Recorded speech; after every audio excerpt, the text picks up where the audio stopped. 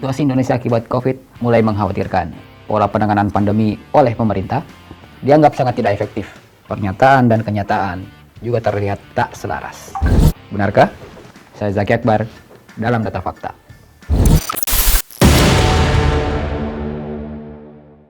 Warganet sepertinya mulai jenuh dengan sikap pemerintah.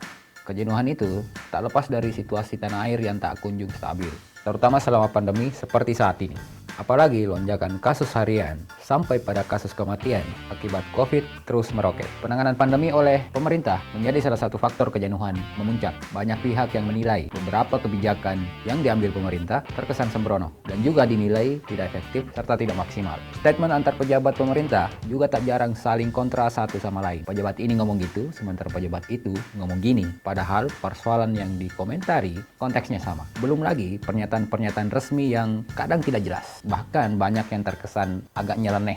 Masih sangat jelas diingatan bagaimana respons para pejabat kita saat COVID mulai muncul pertama kali. Ada yang bilang orang Indonesia kebal karena doyan nasi kucing lah. Ada yang respon isu COVID dengan mengajak joget TikTok segala. Ada juga yang samakan corona dengan merek mobil. Dan masih banyak statement ngeyel lainnya. Dan sekarang, istilah menjilat ludah sendiri sepertinya cocok disematkan untuk situasi sekarang ini. Mereka yang dulu ngeyel, ngelantur kiri kanan, sekarang justru terlihat kelabakan. Saking paniknya, ada yang sampai minta dibuatkan rumah sakit khusus untuk pejabat. Karena katanya, pejabat negara harus diistimewakan. Meski pada akhirnya, pernyataan itu diralat dan diakhiri dengan permohonan maaf. Nah sekarang gimana Pak? Masih mau ngeyel atau masih mau mencela-mencela sama COVID?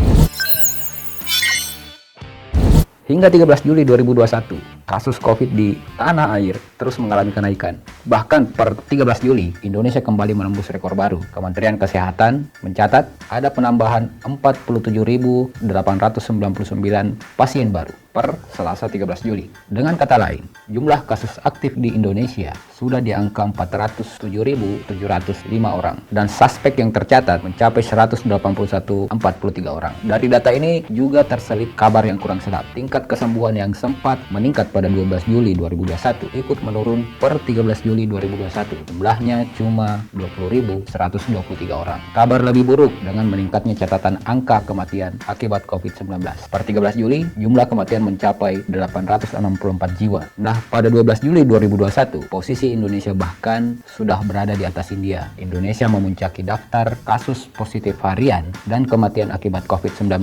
Ini berdasarkan data yang dirilis Worldometer. Dalam data tersebut, Indonesia menempati urutan teratas dengan jumlah 40.427 kasus. Disusul Inggris 34.471 kasus, lalu India 27.404 kasus. Sedangkan untuk kasus kematian harian, Indonesia juga berada di urutan pertama dengan jumlah 891 jiwa. Disusul Brazil dan Rusia yang berada di posisi ketiga. Secara keseluruhan, Indonesia berada di peringkat 16 dengan jumlah kasus COVID 2.567.630 orang. Sedangkan untuk se-Asia Tenggara, Indonesia masih memimpin daftar tabel disusul Filipina dan Malaysia. Kondisi ini praktis membuat Indonesia menjadi pusat perhatian media internasional. Dan setelah India, kini giliran Indonesia yang menjadi headline di sejumlah media asing. Situasi COVID tanah air yang diyakini semakin parah juga berbanding lurus dengan kondisi tenaga kesehatan dan fasilitas medis. Hal ini diungkapkan Ketua Tim Mitigasi Pengurus Besar Ikatan Dokter Indonesia, Adip Kumadi. Ia menyebut rumah sakit dan tenaga kesehatan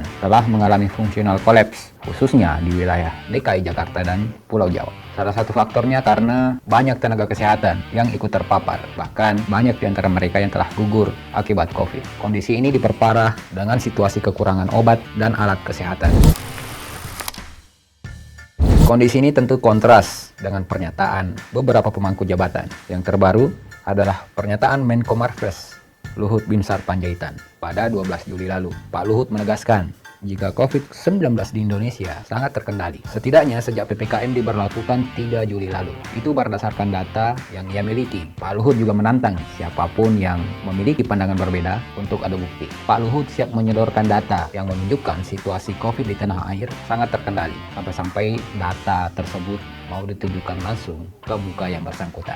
Klaim ini cukup disangsikan oleh sejumlah pakar, seperti yang diungkap oleh epidemiolog Griffith University, Diki Budiman. Dalam konteks ini, salah satu unsur utama dalam menilai pandemi suatu negara terkendali atau tidak dengan melihat angka tes positivity rate-nya. Standar untuk kategori terkendali itu jika tes positivity rate-nya tidak melebihi 5%. Nah, sementara di Indonesia, saat ini angkanya justru berada di atas 20%.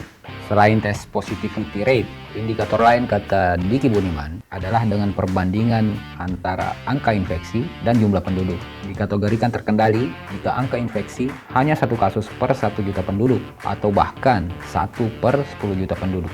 Nah, sementara situasi di Indonesia saat ini, angka infeksi COVID-19 justru masih sangat tinggi. Angkanya menyentuh 120 kasus per 1 juta penduduk. Wow. Nah, jika sudah begini, siapa dan apa yang harus kita percaya? Berikan komentar.